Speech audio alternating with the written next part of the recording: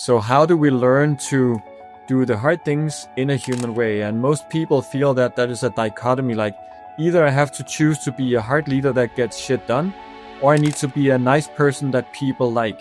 Those two have to and can go together, and that is what it is to do hard things in a human way.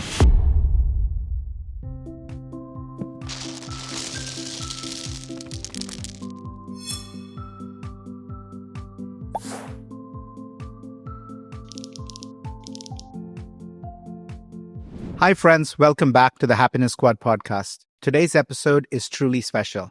I'm joined by my dear friend, Rasmus Hugard, founder and CEO of Potential Project, one of the world's leading voices on human-centered leadership. He's the author of Compassionate Leadership and his newest book, More Human, which is one of the most important leadership books I've read in recent years. In this conversation, we go deep, exploring how AI, when used intentionally, can actually enhance our humanity, not replace it. We touched on many topics, including how AI can help us augment the three essential qualities of future-ready leaders: awareness, wisdom, and compassion. We also discussed simple ways to use AI to overcome our own biases and show up with more humility and presence.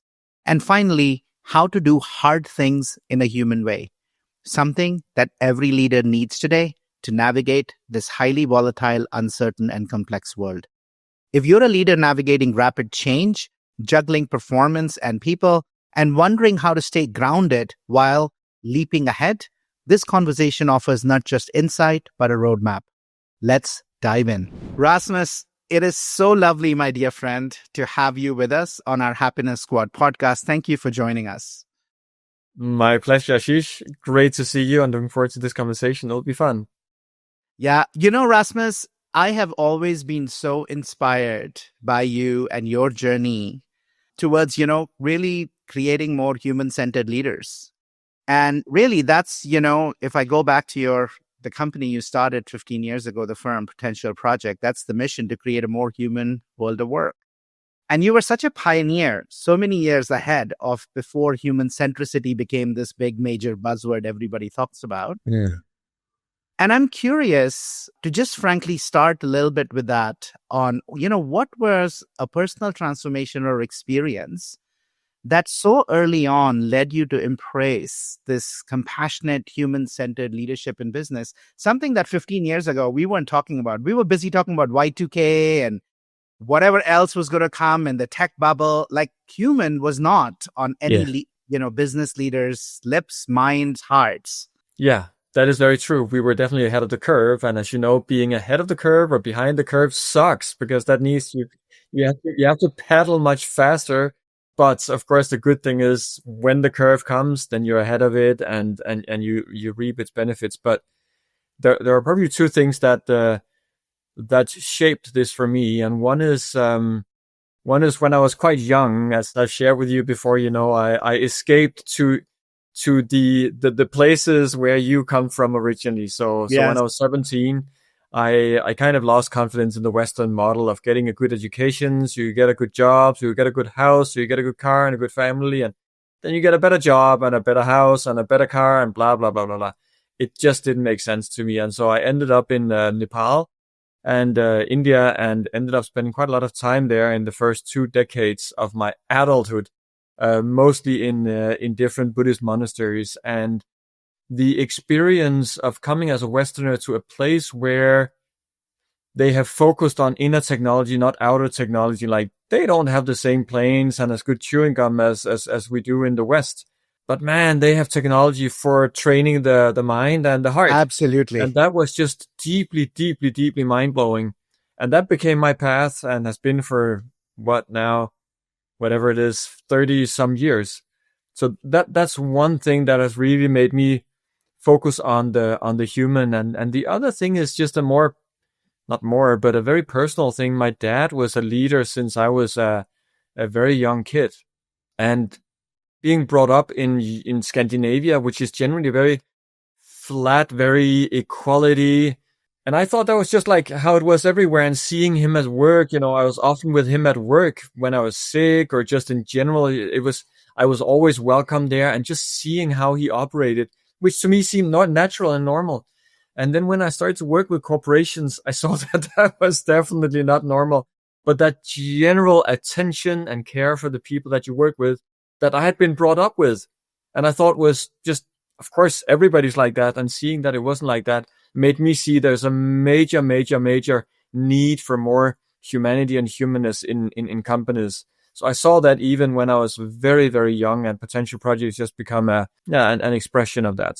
So I love that story, and so much resonance with our own, right? The work we are doing now, Rasmus, I started 2.5 years ago. I literally tell everybody, I feel this is missionary work, which basically means, on this topic, I fundamentally expect 90 out of 100 people are not going to get it. Or they're going to get it here, but they won't get it here, which means they're not willing to go do anything. And out of the 10 that who want to do this work, you imagine a Taj Mahal and they think a hut, right? Yeah, that's great. They can't even, it's a little bit like they can't imagine that. And then you find 3 or 4 and then you start from there. So I'm like, it requires perseverance, persistent and real alignment, which only can come from within, as in your case, started very early, to say, I know I'm on the right path. I'm going to speak my truth. I honor your truth of where you are right now.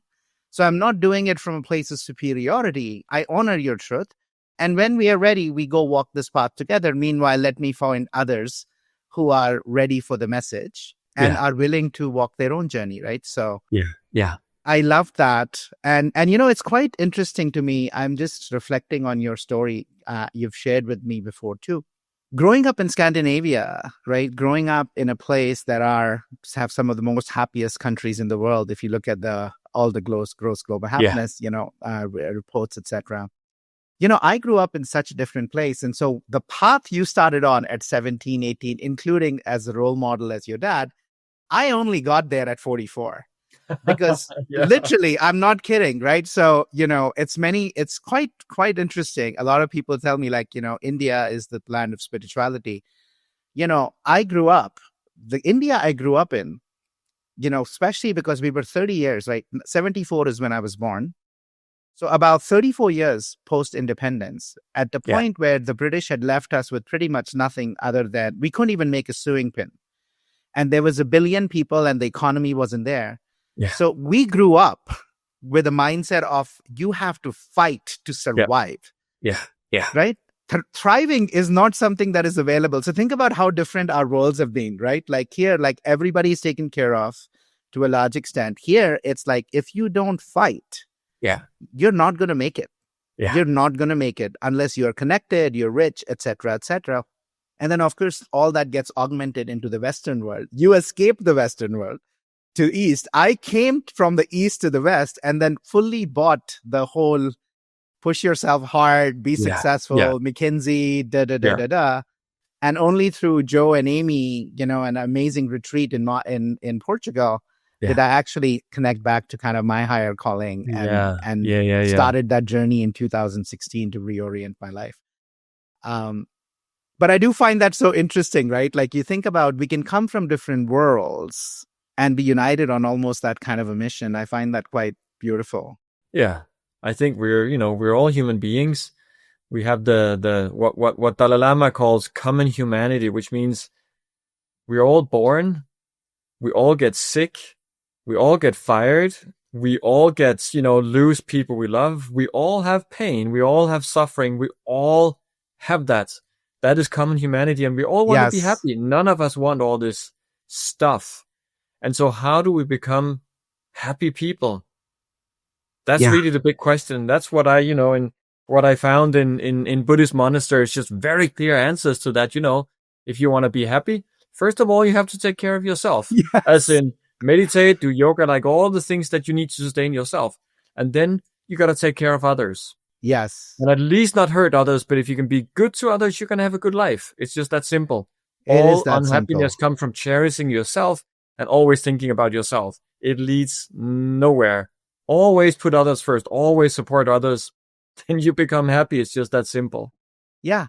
And as you become happy, you become more successful in every other thing that you want, right? It's this really powerful reorientation. And it's not even an either or world, but it does require us to flip the script Yeah. And you flipped the script so beautifully in your new book.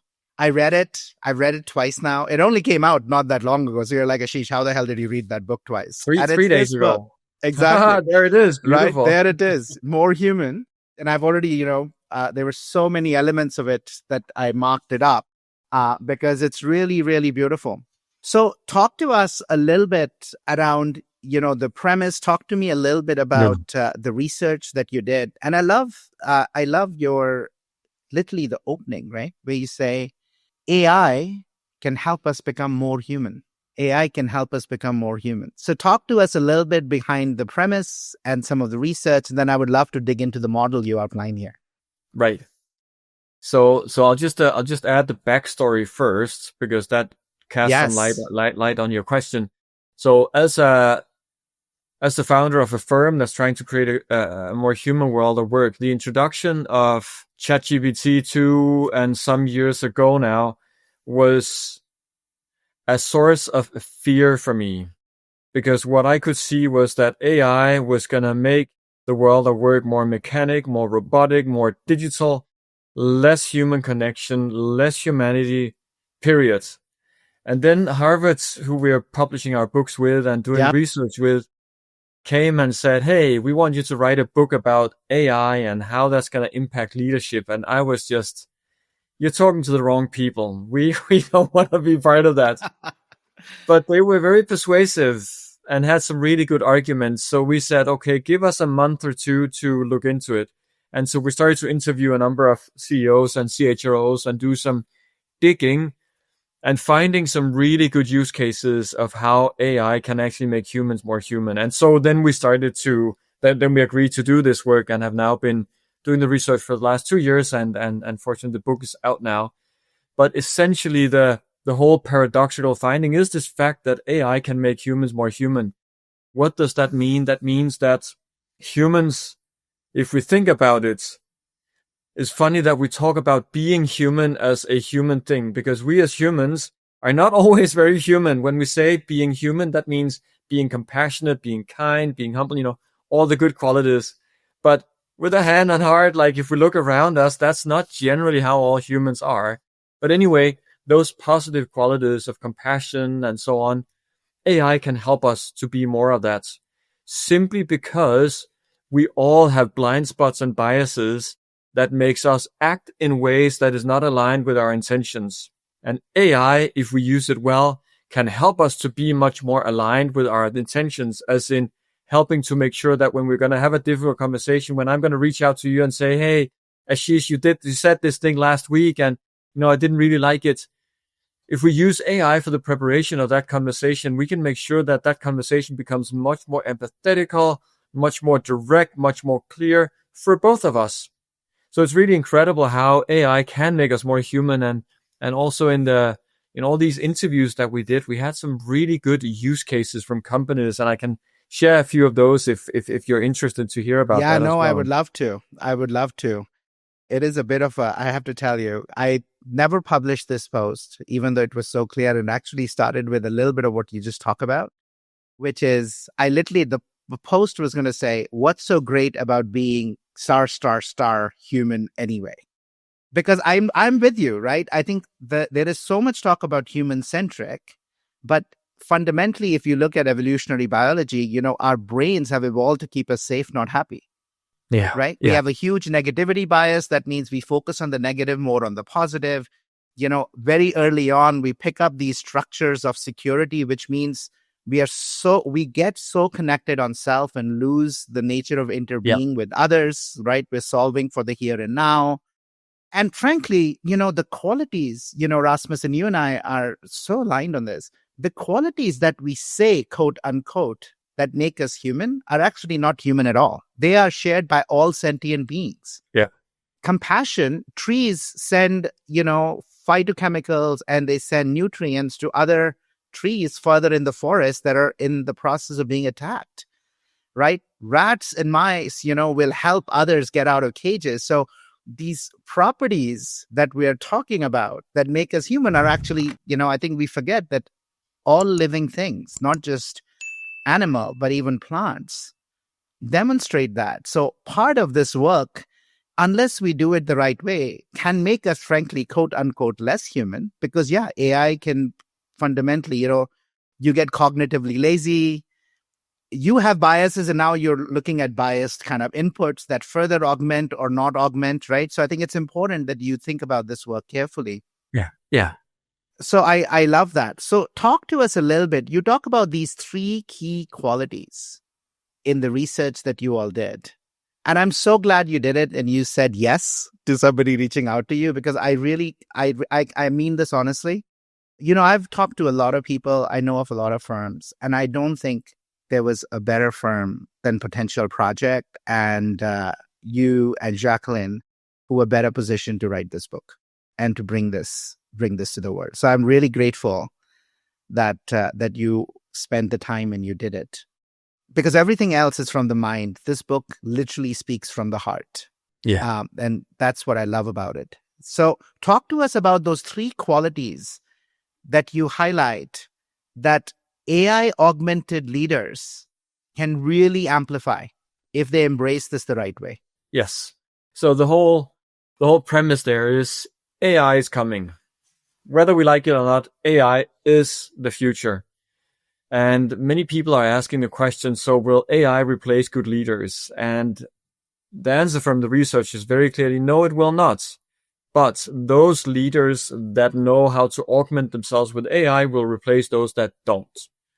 So if you want to have a good future career, it's all about leveraging the power of AI and combining that with the inner human development you need to do to make those two go well together.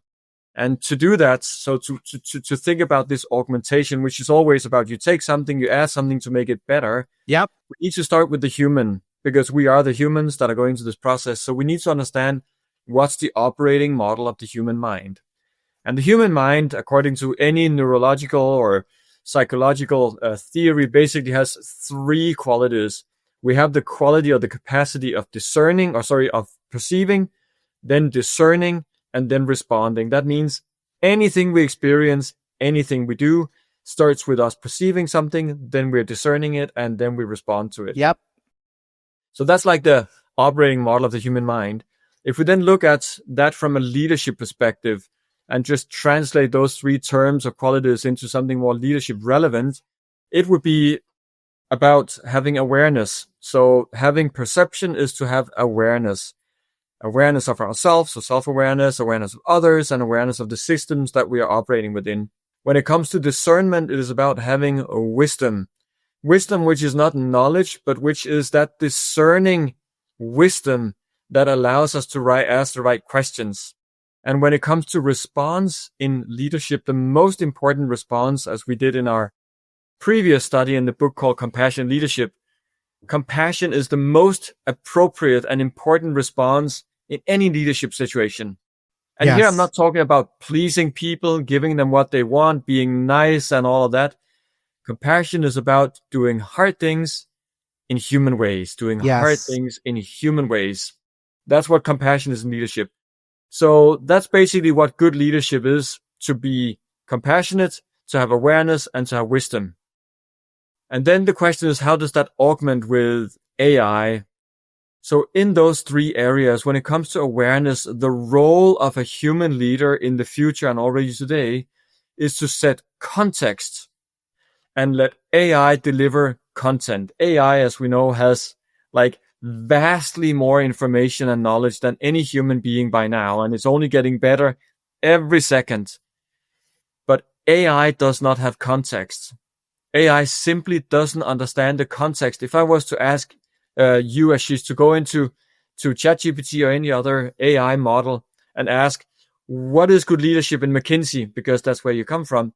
It would give you very generic answers like, use the sandwich model or be visionary or whatever, general standard boiler template stuff that is not relevant for McKinsey context. But you, having been in McKinsey for many years, could give a much more clear answer because you have the context, which AI doesn't. So awareness, leaders must set context, and AI deliver content. When it comes to the discerning quality or the wisdom, the role of leaders in the future is to ask the right questions to the right things and let AI come up with the answers, which we then must discern with our wisdom, of course. Yep.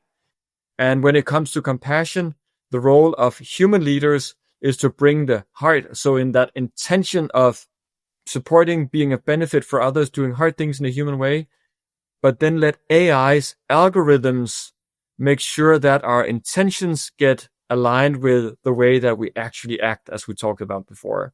So awareness, wisdom, and compassion, which is about setting context, asking questions, and bringing our heart. That's essentially the human part of the AI augmented leader in the future.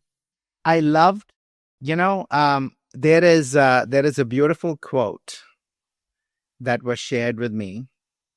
And when I read this, beautiful articulation, and we'll put this on we'll put it in one of the show notes, this visual, because I think it's such a powerful visual. There's this beautiful quote that I'm trying to find now. But this notion of, knowledge, it was something around knowledge is knowing something that you've known for a long time, but understanding it in a different way for the first time, right? It's something I've always known.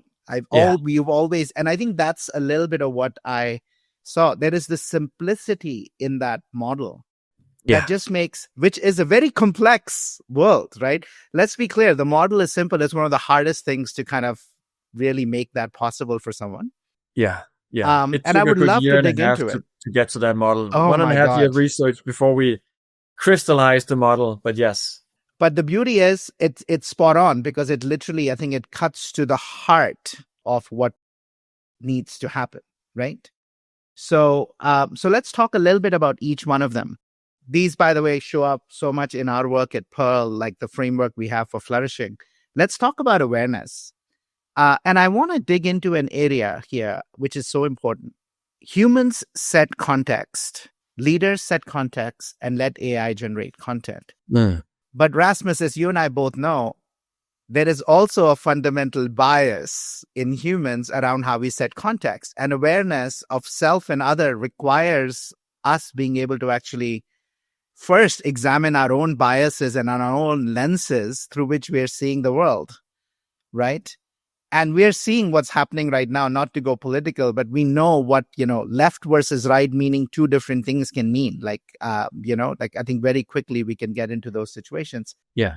So let's start first on the context side, because I think that is the harder stuff. Yeah. How do we make sure that leaders are setting the right context? Right. Because they are more self and system and other aware.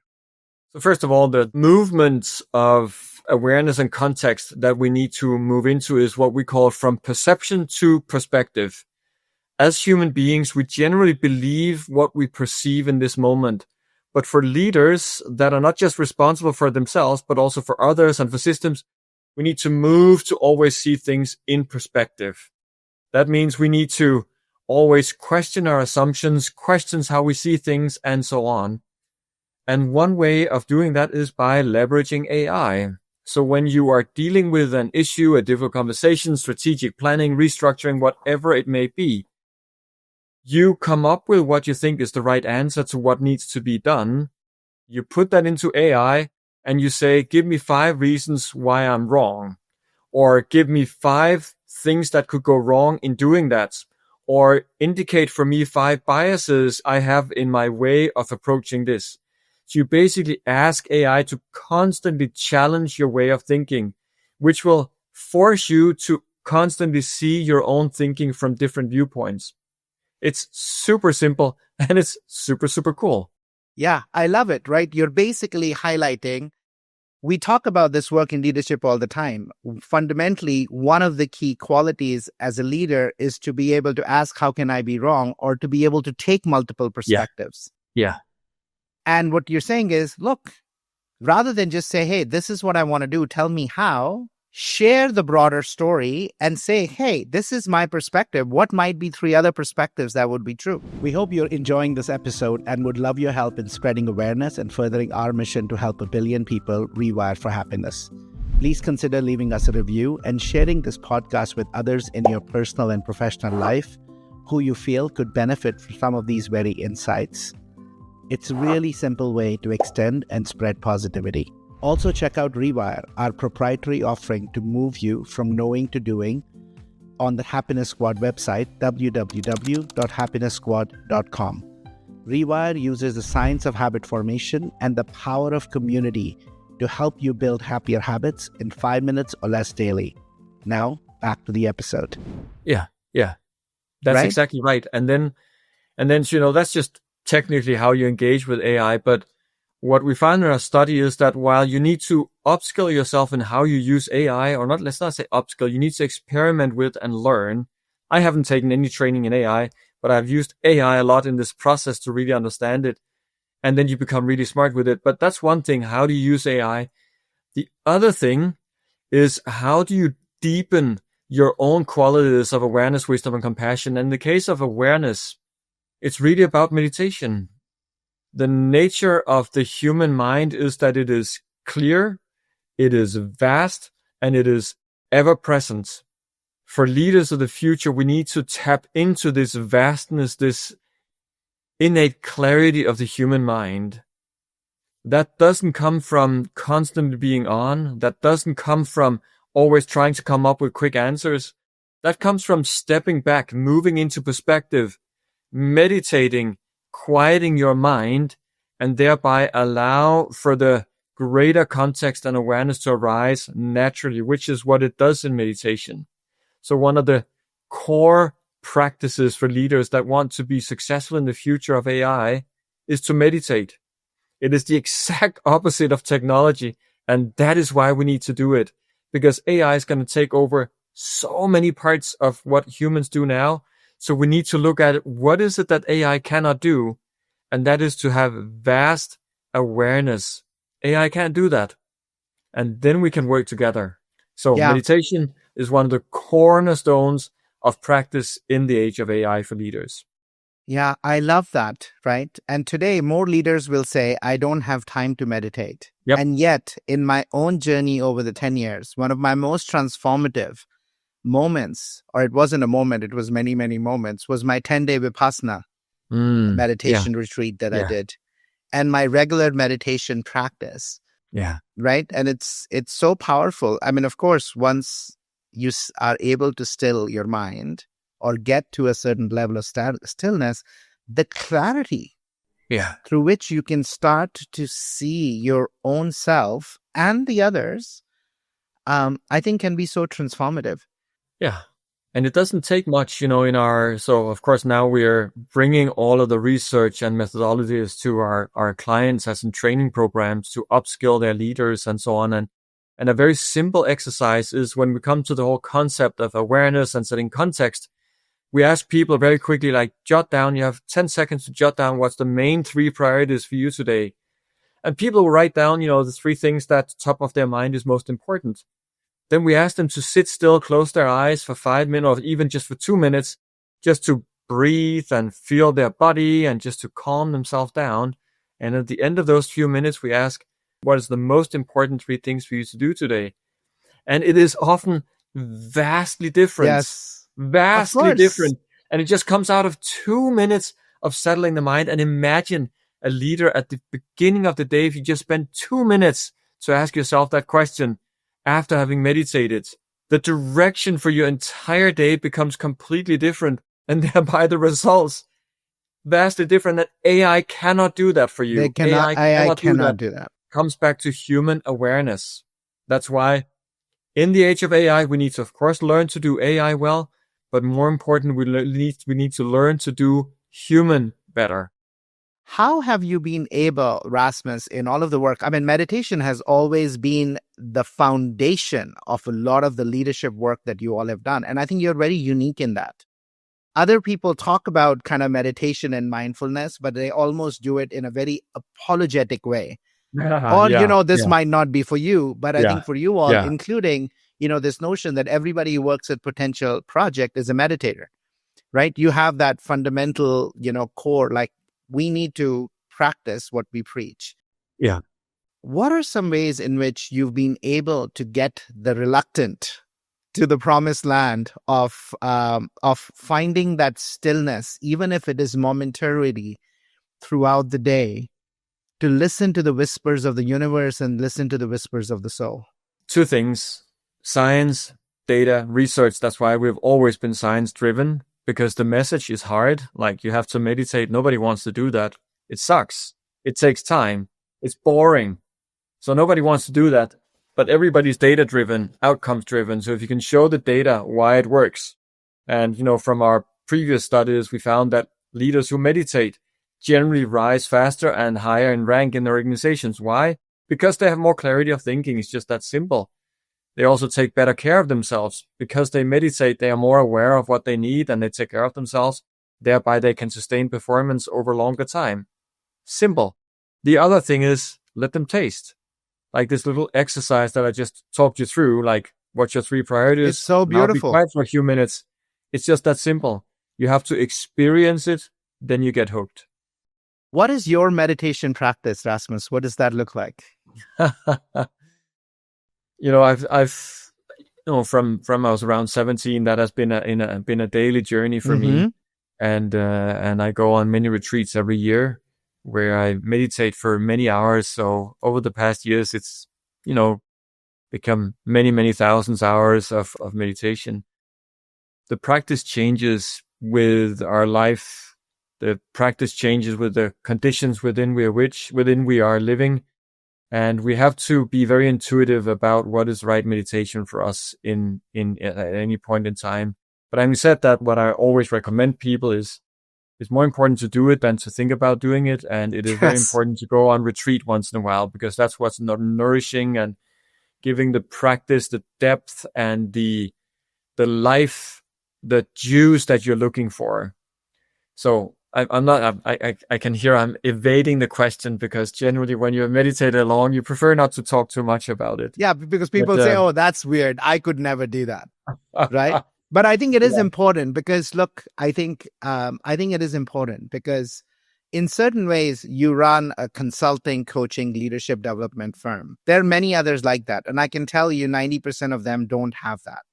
And I fundamentally believe unless we are upgrading our own operating model, and from all the work I do and all the research, we know how transformative meditation can be in rewiring our brains away from that fear, that scarcity, that focus on self, to a focus on abundance, to a focus on bigger purpose and what we are here for, to a focus on interbeing. I think it's so important. And it is not something we spend so much time on our physical fitness. And somehow we feel, even though we know from the science, mind and body are connected, we have such an underdeveloped mental fitness practice. Yeah. And so that's why I think in many ways, that's the reason even why I asked that question. I think we need role models. We need people who can say, look, this is what I do. You might not do this, but do 10% of it. Start there. Yeah. It is very true. So specifically what I do every morning, 30 minutes. It's the first thing I do when I get up. Before I brush teeth or do anything else, go straight from my bed onto my cushion and I sit there for 30 minutes. And then during the day, I sprinkle in many short moments and it's generally just looking out the window into the sky. And sometimes it's for 2 seconds, sometimes it's for 1 minute, sometimes it's for maybe 5 minutes. But just those constant resets, those performance breaks, those moments where you allow the mind to settle, to open up, be more vast and more clear, is what allows me to constantly be on the ball, to constantly do what is the most important thing and always aligned with values. And I think if I was to count those many moments throughout the day that make sure that I stay on track with the right thing and that I have good energy, it's probably no more than 10, maybe 15 minutes during the day. But just think of the outcome of that. It's transformative, right? We know from the research, post 90 minutes, our ability to focus attention, our stress accumulation, all start to kind of go in the wrong ways. Yeah. Hence, one of the things we've included in all of our Rewire programs is I invite people to say, hey, look, I would love for you to start in the morning with 5 minutes. But even if you don't do that, spend your first 5 minutes mindfully, right? Don't pick up the phone first thing in the morning. At least don't pick up your phone first thing in the morning. Yeah. Right? Just be with your breath, brush mindfully. And then throughout the day, find 3 or 4 moments once in the midday, once at lunch, once maybe lunch and afternoon, before you end. And at the end, just find those, to your point, 1 minute, 2 minutes, 5 minutes to just tune inwards, right? Yeah. Close your eyes or tune outwards, look outside, just look away from a screen and a device. Yeah, I think that's very, very good advice to give to your clients. Very good. So I think that's beautiful. So let's slip into wisdom a little bit, Yeah. and you talked around this context of asking better questions. Now, I was quite blown away by this book. It's called A More Beautiful Question. Okay, no, I don't know it, but it sounds It's wonderful. beautiful. It's all about how do you ask beautiful question, the power of inquiry to spark breakthrough ideas. Yeah. But this is where, and I'm going to mess up this the exact details, but it talks about this notion, right, that as children, we almost ask. We are born with an innate curiosity, and we ask so many questions. And our schools, first, our parents, I've done that. First, we as parents, and then schools and colleges beat out of us our ability to ask questions. The number of questions kids ask as they go into kindergarten and further up continues to precipitously decline. Yeah, so sad. And frankly, people get into leadership roles and somehow they feel if I ask a question, I am stupid, I won't be respected, I won't be trusted. Yeah. Right? And so I want to go into that space because, again, yes, we can ask questions to get AI to ask the answers, but how do leaders become better at asking questions? How do we relearn that curiosity and capacity for questioning, Rasmus? So I think there's two things. One is that book that you just showed, like go and read that. But I imagine it's possibly more about like how you ask the good questions. But if you take it one step deeper, it's about the mindset that lies behind that.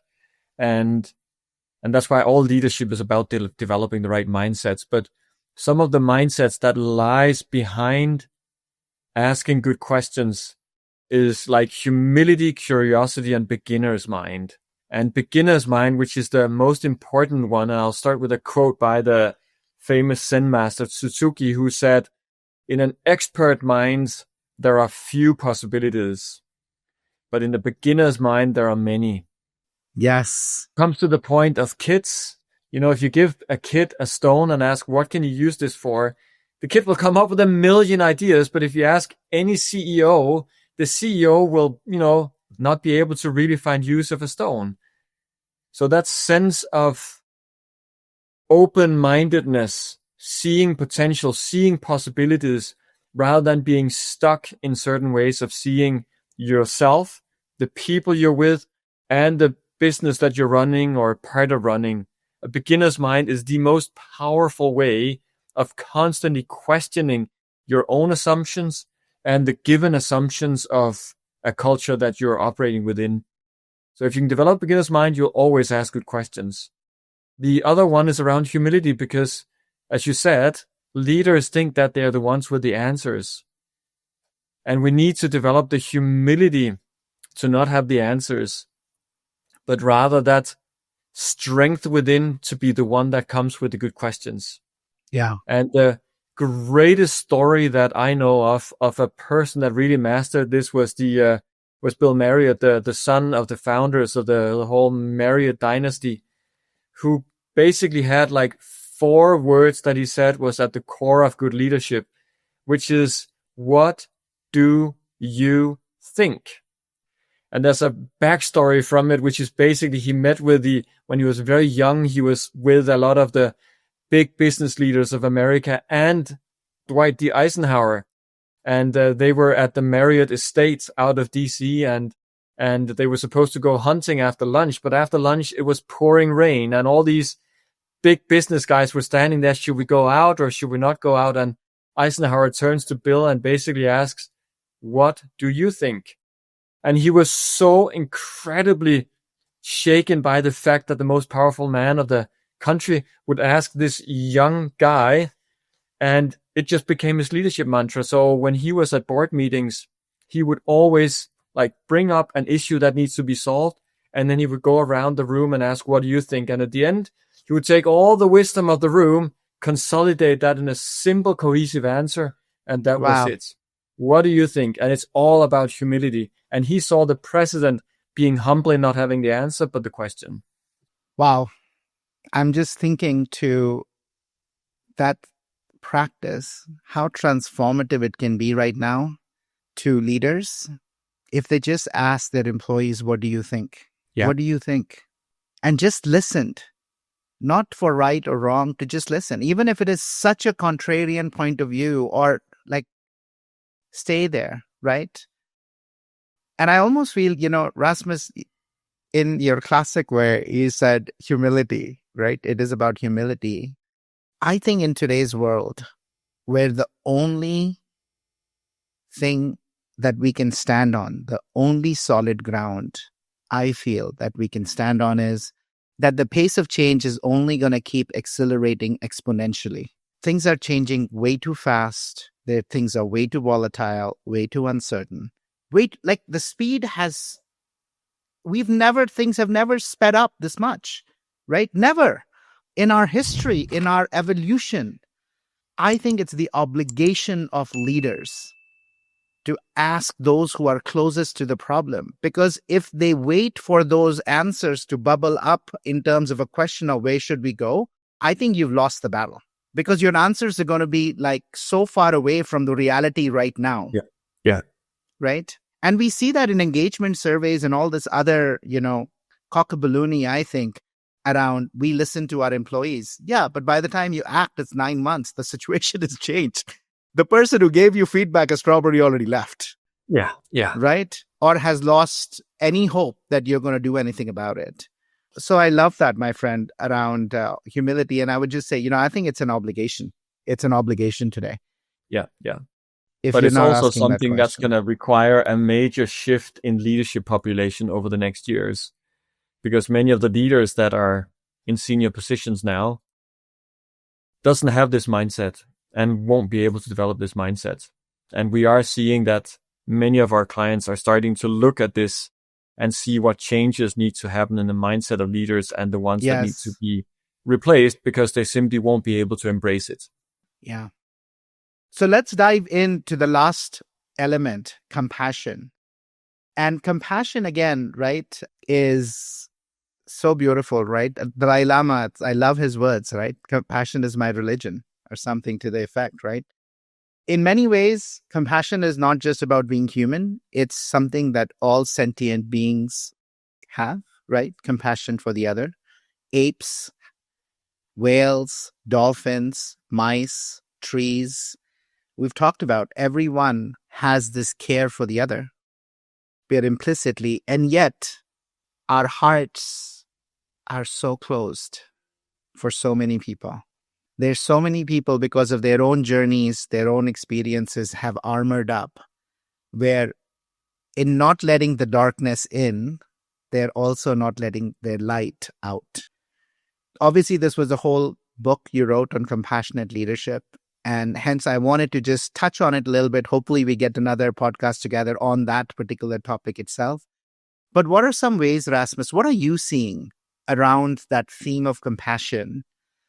And how are you, and what are some things that if people are listening to this, say, this is a good place to start if you want to really cultivate compassion in your leaders? So the first thing is to understand that, as we talked about in the beginning, compassion is not about being nice and giving people what they want, but it's about doing hard things in a human way. And leadership is about doing hard things. That's what we get promoted to do. Absolutely. So how do we learn to do the hard things in a human way? And most people feel that that is a dichotomy, like either I have to choose to be a hard leader that gets shit done, or I need to be a nice person that people like. But what we found in our study is those two have to and can go together. And that is what it is to do hard things in a human way. And there were 4 behaviors that in our research underpins that ability of doing hard things in a human way. And it's first of all being caringly present. Second, to have caring courage. Thirdly, to have caring candor. And finally, to have caring transparency. And so that thing of having courage, candor, and transparency are the hard things, and the care is the soft thing or the human thing. But what we found in a study is that the hard things are actually not hard. They're actually compassionate, because it is a kind thing to others to give them tough feedback if they've underperformed, because if you don't, they won't know. And at some point, they won't progress in their career because they are not, mentored and given the feedback they need. Yes. And transparency is a very kind thing, because if people don't have clarity of where they stand and where the company is going, they can't make their own decisions. So while transparency can hurt, it is still a kind thing to do. And if we then bring that into the age of AI doesn't have compassion. It cannot have. AI can have knowledge about empathy, like what emotions do humans have? How do we bring those emotions forth in people when we're a leader? How can we give feedback in an empathetic way? But AI cannot act with compassion, because compassion is an intent, and intent can only come from a sentient being. Like, I feel for you, Ashish, and therefore I'm going to do what I'm doing now because I know it'll be the best thing for you. AI can't feel. So the uniqueness of humans is to have the intent of compassion, and then leverage all the algorithms of AI to set that in compassionate directions. So humans, we need to develop that compassion if we want to be relevant in the future. That will be more driven by AI and technology and data and so on than it is today. I love those. Courage, candor, transparency, and caring, right? Like truly done from that place. Yeah, couldn't agree more. I think one of the biggest disservice that we can do to people is not tell them, right? And most organizations, most leaders don't tell them. We just let people go. We don't tell them, and we hold them from being at their fullest potential because we want to be quote unquote kind. Yeah. We don't want to hurt. Exactly. But I think, again, it's an obligation of a leader to be able to, in a compassionate way, in a caring way, but be able to share, right? And hold like this is, hey, I might not be right here, but I'm going to offer you something because I want nothing but the best for you. Yeah. I want you to be at your best, right? Absolutely. One of the really great leaders that I have worked with and so on in this research was actually your former managing partner, Kevin Schneider. So former managing partner of McKinsey, who, is a great human being and a great leader.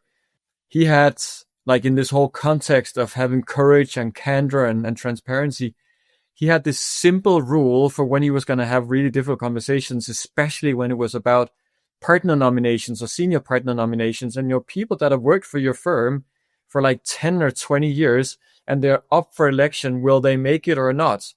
And those people that didn't, he had a very simple rule, which was he always prepared the first sentence of the conversation and the last sentence. And the first one would always be something along the lines of, I'm happy to see you today, even though the conversation we're going to have is not what both of us would have wanted, because, and then he would say, you didn't make partner. And that's literally how he would start the conversation, rather than what most leaders would do, which would be, oh, how are you doing? How are your parents? How was your last vacation? And blah, blah, blah, blah, blah, blah, blah. By the way, you're not promoted to partner. Shitty way of doing things, because people know it's coming. People know it is coming. So you better serve it up front. And also his philosophy was, then he would leave the space open for people to get emotional, to get angry, to ask questions, rather than him having prepared a lot of stuff. So their agenda was driving a very difficult conversation rather than his agenda. And I found that just genius, wonderful.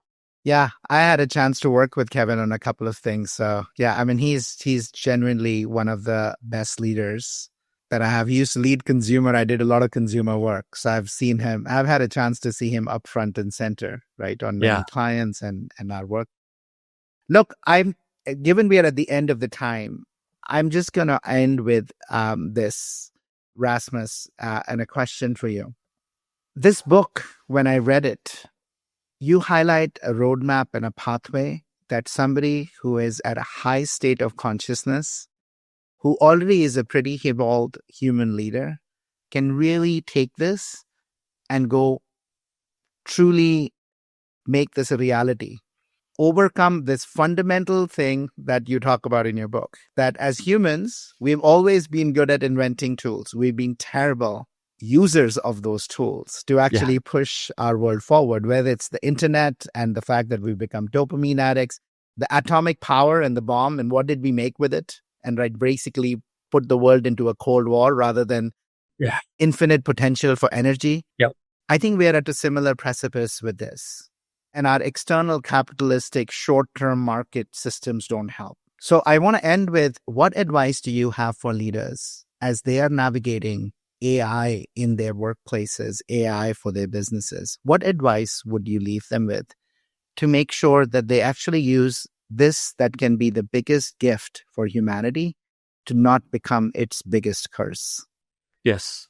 And it's such a good question because AI has that potential. Literally to kill us all. It's that simple. But let's not go there. My advice to any leader, any level, any employee, if you want to be relevant in the age of AI, you need to recognize the nature of your mind, which is clear, vast, and kind. And that comes through meditation. If we want to be relevant, we have to meditate. It's the only way we can learn to think slow, not fast. It's the only way we can learn to be really seeing things in perspective, not in perception. It's the only way we can learn to ask the right questions and not just give dumb answers. It's the only way that we can learn to always lead with heart and always act according to our intention. Meditation and just generally any tool that'll help you to connect with your greater self is going to be so important. So while there's the outer technology of AI, and you need to understand that, there's also the inner technology of becoming human. And that's what we need to focus on in leadership development. And any leader needs to do that. Period. Simple. Rasmus, thank you. This is literally one of my favorite conversations. Hopefully it's the start of a much bigger dialogue, my friend. For you and I, we find time together. Thank you for really being a pioneer in this field and for now bringing us this beautiful book, More Human, how the power of AI can transform the way you lead. I'm grateful to have you in my life and call you a friend. Have a wonderful rest of your day. Thanks so much, Ashish. Thank you so much for the conversation. Take care. You too. That wraps up another episode of the Happiness Squad podcast. We hope you found the insights actionable to enhance your journey towards happiness and fill your life with more joy, health, love, and meaning. Please consider leaving us a review and share the podcast with anyone in your professional or personal life who you feel will benefit from some of these very insights. It's a really simple way to extend support and spread positivity. Take care, and remember, happiness is a choice that's available to you moment to moment in the here and now. Take care and see you next week.